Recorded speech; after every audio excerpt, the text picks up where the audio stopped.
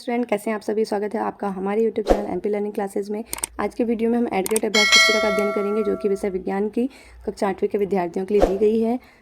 पिछले वीडियो में हमने अध्याय 1 पढ़ा था, जो कि क्या था, फसल उत्पादन एवं प्रबंध। आज का जो अध्याय है अध्याय 2, सूक्ष्मजीव, मित्र एवं शत्रु।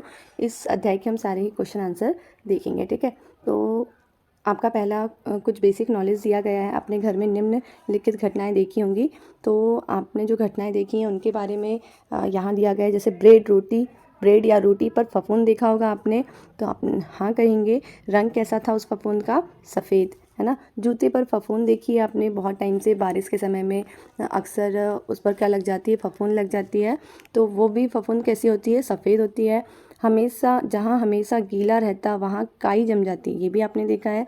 बारिश का समय है, अक्सर आप देखेंगे कि कहीं पर जहाँ पर पानी नहीं निकलता वहाँ पर क्या जम जाती? काई, और उसका कलर क्या रहता है? हरा कलर। गर्मी में खाना खराब होना, आपने देखा है कि खाना ख़राब हो जाता है तो हल्के से बबल्स दिखते हैं उसमें, और कभी कभी ज़्यादा टाइम तक रहने के कारण उसमें क्या फफूंद जम जाती है, वो भी किस कलर की होती है?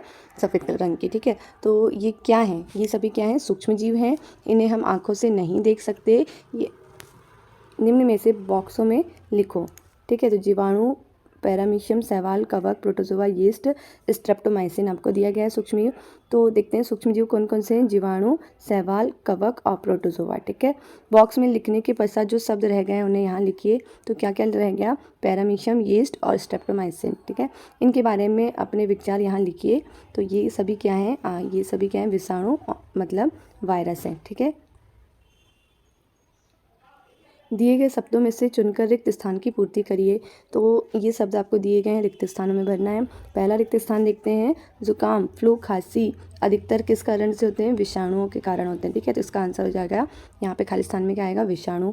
दूध को पाश्चुरीकृत करने के लिए कितने 70 डिग्री सेल्सियस ताप पर 15 से 30 सेकेंड के लिए गर्म करते हैं। ठीक है, नेक्स्ट है आपका, यीस्ट तीव्रता से जनन करके श्वसन के दौरान कार्बन डाइऑक्साइड उत्पादित करते हैं।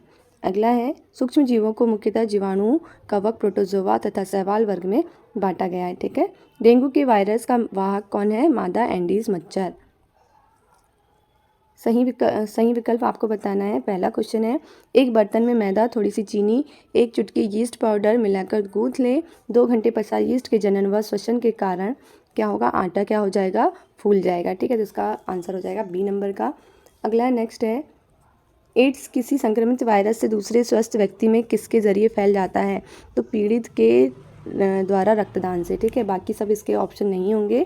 रक्तदान से क्या होगा? एड्स एक व्यक्ति से दूसरे व्यक्ति में फैल सकता है। नेक्स्ट क्वेश्चन है आपका, जैम, जेली एवं स्क्वैश का परीक्षण किया जाता है, चीनी द्वारा किया जाता है। ठीक है, अगला क्वेश्चन है चौथा, नाइट्रोजन चक्र के दौरान वायुमंडल में नाइट्रोजन की मात्रा क्या रहती है? स्थिर रहती है। ठीक है, अगला क्वेश्चन है विकल्प, चिकन पॉक्स का रोग कारक सूक्ष्मजीव है, कौन सा? विषाणु। ठीक है, पहेली को डॉक्टर ने खून की जांच कर मलेरिया से ग्रसित बताया, जिसका कारण है, तो मलेरिया का कारण क्या है? मादा एनाफिलीज मच्छर। ठीक है, अगला देखते हैं क्वेश्चन, आपको लघुत्तरीय प्रश्नों के रूप में दिया गया है। जंतुओं तथा पौधों में सूक्ष्म जीवों द्वारा होने वाले दो रोगों के नाम लिखिए। तो जंतुओं में रोग कौन कौन से होते हैं? हैजा जीवाणु के द्वारा और खसरा वायरस द्वारा। ठीक है, पौधों में रोग नींबू कैंकर जीवाणुओं द्वारा होता है, और गेहूं की रस्ट कवक द्वारा होती है। ठीक है, चित्र में दिए गए सूक्ष्म जीव का क्या नाम है? तो चित्र में दिए गए सूक्ष्म जीव का नाम क्या है? अमीबा। ये देखिए, आपको अमीबा का चित्र दिखेगा, ये किसका चित्र है? अमीबा सूक्ष्म जीव का चित्र दर्शाया गया है। यह सूक्ष्म जीव किस वर्ग में आता है? तो यह सूक्ष्म जीव प्रोटोजोआ वर्ग में आता है। ठीक है, प्रोटोजोआ का ही वर्ग होता है अमीबा। नेक्स्ट इसी का क्वेश्चन है थर्ड, इस वर्ग द्वारा होने वाले किसी रोग का नाम लिखिए। तो अतिसार एवं मलेरिया इस वर्ग में होने वाले रोग हैं। ठीक है, अगला प्रश्न पांचवा है, पहेली ने दही जमाने के लिए गुनगुने दूध से कुछ दही मिलाकर उसे रेफ्रिजरेटर में रख दिया। अगले दिन उसने देखा दही नहीं जमा। दही ना जमने का कारण क्या था? तो दही में पाया जाने वाला जीवाणु दूध को दही में बदल देता है, जिससे दही जम जाता है, परंतु रेफ्रिजरेटर में रखे दूध का दही नहीं जम पाता, क्योंकि रेफ्रिजरेटर में तापमान अत्यधिक कम होता है और कम तापमान पर सूक्ष्म जीवों की वृद्धि को रोकता है। ठीक है, अगला क्वेश्चन है, प्रतिजैविक एंटीबायोटिक से क्या समझते हैं? सामान्य रूप से उपयोग में आने वाली कोई 2 प्रतिजैविक के नाम लिखिए। तो प्रतिजैविक क्या है? प्रतिजैविक एक एंटीबायोटिक है।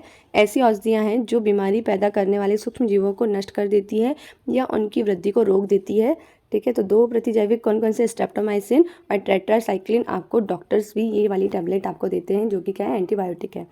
नेक्स्ट क्वेश्चन है, किसी रोग से संक्रमित व्यक्ति के स्वस्थ व्यक्ति में रोग का संचरण किस प्रकार होता है तथा यह किस प्रकार के रोग कहलाते हैं? तो किसी रोग से संक्रमित व्यक्ति से स्वस्थ व्यक्ति में रोग का संचरण वायु, जल, भोजन द्वारा होता है तथा यह संचरणीय रोग कहलाते हैं। ठीक है, अगला प्रश्न है 8वां, जो कि लघुत्तरीय प्रश्न है। वैक्सीन, टीका किस प्रकार कार्य करती है आपको बताना है। तो वैक्सीन सभी को लगा होगा, चलिए समझते हैं किस प्रकार कार्य करता है ये। वैक्सीन मतलब टीका हमारे शरीर में आने वाले जीवाणु, वायरस आदि से लड़ने के लिए तैयार करता है। टीका एक जीवों के शरीर का उपयोग करके बनाया गया द्रव है जिसके प्रयोग से शरीर में किसी रोग विशेष से लड़ने की क्षमता बढ़ जाती है। टीका लगाने का मुख्य प्रयोजन बिना रोग उत्पन्न किए शरीर में रोग निरोधी प्रतिरक्षी का निर्माण करना है। ठीक है, अगला प्रश्न है, पाश्चुरीकरण से क्या समझते हैं? इस प्रक्रिया की खोज किस वैज्ञानिक ने की थी? तो दूध को उच्च ताप तक गर्म करके तुरंत ठंडा किया जाता है। इस प्रक्रिया में दूध को दूषित करने वाले जीवाणु मर जाते हैं। यह क्रिया पाश्चुरीकरण कहलाती है। इस प्रक्रिया की खोज लुई पाश्चर नामक वैज्ञानिक ने की थी। उन्हीं के नाम पर इस प्रक्रिया को क्या कहा गया? पाश्चुरीकरण। ठीक है, अगला क्वेश्चन है 10वां, पहेली ने कुछ आम खरीदे परंतु कई दिनों तक वह उन्हें नहीं खा पाई। बाद में उसने देखा कि वे सड़ गए हैं, परंतु वह जानती है कि उसकी दादी द्वारा बनाया गया आम का अचार काफ़ी समय तक संदूषित नहीं होता। इसका कारण बताना है आपको। आम का अचार काफ़ी समय तक संदूषित क्यों नहीं होता? ठीक है, तो देखते हैं। आंसर है, अचार में नमक के उपयोग से आम का अचार काफ़ी समय तक संदूषित नहीं होता। ठीक है, आपके घरों में दादी मम्मी द्वारा किन किन खाद्य सामग्रियों को सूक्ष्म जीवों से बचाकर रखा जाता है? तो भोजन, सब्जी, आम, ब्रेड, संतरा आदि खाद्य सामग्रियों को सूक्ष्म जीवों से बचाकर रखा जाता है। ठीक है, अगला प्रश्न है, चीनी के उपयोग द्वारा किन किन खाद्य पदार्थों को लंबे समय तक संरक्षित रखा जा सकता है? तो इसका उत्तर होगा जैम, जेली एवं स्क्वैश आदि खाद्य पदार्थों को लंबे समय तक सुरक्षित रखा जा सकता है चीनी के उपयोग से। ठीक है, प्रश्न 11वां है, हमें बिना ढके भोजन को खाने से क्यों बचना चाहिए? बिना ढके भोजन में रोगाणु और हानिकारक पदार्थ हो सकते हैं। हमारे भोजन में उत्पन्न होने वाले सूक्ष्म जीव कभी कभी विषैले पदार्थ उत्पन्न करते हैं या भोजन को विषाक्त बना देते हैं जिसके सेवन से व्यक्ति भयंकर रूप से रोगी हो सकता है। इसलिए हमें बिना ढके भोजन को खाने से बचना चाहिए। अगला प्रश्न है, पौधों में सूक्ष्म जीवों द्वारा होने वाले कुछ सामान्य रोगों के नाम तथा उनका संचरण का तरीका लिखिए। तो पौधों में सूक्ष्म जीवों द्वारा होने वाले कुछ सामान्य रोगों के नाम तथा उनका संचरण का तरीका क्या है? पादप रोग, नींबू कैंकर जो कि क्या है? जीवाणु, गेहूं यीस्ट कवक, और भिंडी की पीत वायरस है। और जो नींबू कैंकर है उसका संचरण का तरीका क्या है? वायु, गेहूं की रस्ट वायु एवं बीज, और भिंडी की पील कीट द्वारा संचरित होती है। ठीक है, अगला प्रश्न है, नाइट्रोजन चक्र को आरेख द्वारा समझाइए। तो नाइट्रोजन चक्र आपको दिया गया है, इसे आप लिख लेंगे। अगला प्रश्न है 14वां, मनुष्य में सूक्ष्म जीवों द्वारा होने वाले सामान्य रोग, उनके रोगजनक सूक्ष्म जीव तथा रोग से बचाव के उपाय की तालिकाबद्ध कीजिए। मनुष्य में सूक्ष्म जीवों द्वारा होने वाले सामान्य रोग देखिए आपको यहाँ तालिका में दिया गया है। मानव रोग कौन कौन से? क्षय रोग, खसरा, चिकन पॉक्स, पोलियो, हैजा, टाइफाइड इस प्रकार के रोग हो सकते हैं सूक्ष्म जीवों द्वारा। जो क्षय रोग है वो जीवाणु द्वारा होता है। इसका संचरण किस में होता है? वायु में। और बचाव के उपाय होंगे, रोगी व्यक्ति को पूरी तरह अन्य व्यक्तियों से अलग रखना चाहिए, रोगी की व्यक्तिगत वस्तुओं को अलग रखना चाहिए। ठीक है, खसरा जो कि एक वायरस है, ये इसका भी जो संचरण है वो वायु द्वारा होता है। ठीक है, और इसके बचाव भी क्षय रोग के जैसे ही हैं। ठीक है, चिकन पॉक्स वायरस है, वायु या सीधे संपर्क द्वारा फैल सकता है। उचित समय पर टीकाकरण इसका उचित उपाय है। पोलियो वायरस है, वायु और जल द्वारा फैलता है। ठीक है, तो इसका भी क्या है? उचित समय पर टीकाकरण ज़रूरी है। नेक्स्ट है हैजा। हैजा क्या है? जीवाणुओं द्वारा इसका संचरण होता है। जल भोजन व्यक्ति स्वच्छता एवं अच्छी आदतों को अपनाकर भली भांति पके भोजन, उबला पेयजल एवं टीकाकरण द्वारा इसका क्या क्या उपाय किया जा सकता है। टाइफाइड भी क्या है ये, इसका रोग का कारक क्या है, जीवाणु, और ये जल द्वारा फैलता है, तो इसके भी बचाव के उपाय यही हैं। प्रोजेक्ट कार्य आपको दिया गया है। 2 गमले लेकर प्रत्येक को मिट्टी से आधा भर दीजिए। इन्हें ए एवं बी चिह्नित कीजिए। ए गमले में पौधों का कचरा तथा जंतु अपशिष्ट भर दीजिए तथा गमले बी में पॉलीथीन की थैली, कांच की खाली बोतलें तथा प्लास्टिक के टूटे खिलौने भर दीजिए। 3 से 4 सप्ताह बाद इनके परीक्षण कर निम्न प्रश्नों के उत्तर दीजिए। क्या आपको दोनों गमलों की वस्तुओं में अंतर दिखाई देता है? हाँ, हमें दोनों गमलों की वस्तुओं में अंतर दिखाई देता है। ठीक है। अगला क्वेश्चन, दोनों गमलों में किस गमले की सामग्री का अपघटन हो गया है? तो दोनों गमलों में से ए गमले की सामग्री का अपघटन हो गया है। ठीक है। सामग्री के अपघटन का क्या कारण है? तो अपघटन का एक प्रकार की क्रिया है जिसमें तत्व अलग अलग सूक्ष्म भागों में विभाजित हो जाते हैं। अगला क्वेश्चन है, जिस गमले में सामग्री का अपघटन नहीं हुआ उसके क्या क्या कारण हो सकते हैं? तो गमला बी की सामग्री का अपघटन नहीं हुआ क्योंकि उसके तत्व अलग अलग सूक्ष्म भागों में विभाजित नहीं हुए। ठीक है। अगला क्वेश्चन है, जिस गमले की सामग्री का अपघटन हो गया है उसका क्या उपयोग है?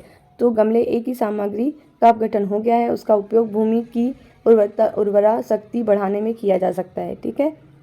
अगला प्रोजेक्ट कार्य है 2, आपने अपने दैनिक जीवन में जिन डिब्बा बंद या पैकेट बंद भोज्य पदार्थों का उपयोग करते हैं उन सामग्रियों के पैकेट का सूक्ष्म अवलोकन कर निम्न तालिका को पूर्ण करें। ठीक है। तो आपको ये तालिका दी गई है।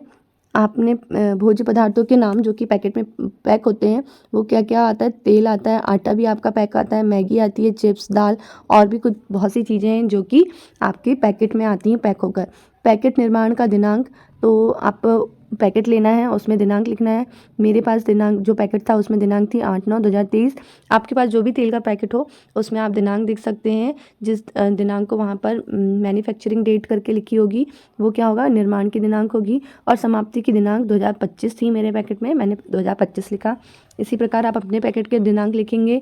और भोज्य पदार्थ में उपयोगी संघटकों के नाम, तो तेल में क्या होगा? प्रोटीन। भोज्य पदार्थ में उपयोगी परिरक्षक का नाम एंटीऑक्सीडेंट। ठीक है। आटा, इसी प्रकार आपको पैकेट देखकर बताना है कि उसकी निर्माण की डेट और समाप्ति की डेट क्या है। इसका भी भोज्य पदार्थ में उपयोगी संघटक के नाम क्या है? प्रोटीन। और भोज्य पदार्थ में उपयोगी परिरक्षक का नाम है बेंजोइक एसिड। ठीक है। मैगी क्या है? इसकी डेट आप देखेंगे मैगी के पैकेट में। संघटक का नाम है कार्बोहाइड्रेट और परिरक्षक का नाम है नाइट्रोजन। ठीक है। चिप्स देखेंगे, चिप्स का पैकेट आपको खरीदना है, ये आपके पास होगा। उसकी मैन्युफैक्चरिंग डेट और एक्सपायरी डेट आप देखेंगे। इसका संघटक क्या है? वसा। और परिरक्षक का नाम क्या है? नाइट्रोजन। दाल का पैकेट देखेंगे, उसमें एक्सपायरी डेट और मैन्युफैक्चरिंग डेट और एक्सपायरी डेट आप लिखेंगे यहाँ। इसका जो संघटक का नाम है वो क्या है? प्रोटीन। और उपयोगी परिरक्षक क्या है? Benzoic acid. ठीक है। इस प्रकार से आपको ये तालिका भरनी है। बी नंबर का आपका क्वेश्चन है, अपनी मम्मी दादी से पूछकर पता लगाएं कि वे घर में किन किन भोज्य पदार्थों को लंबे समय तक संग्रहित करती हैं।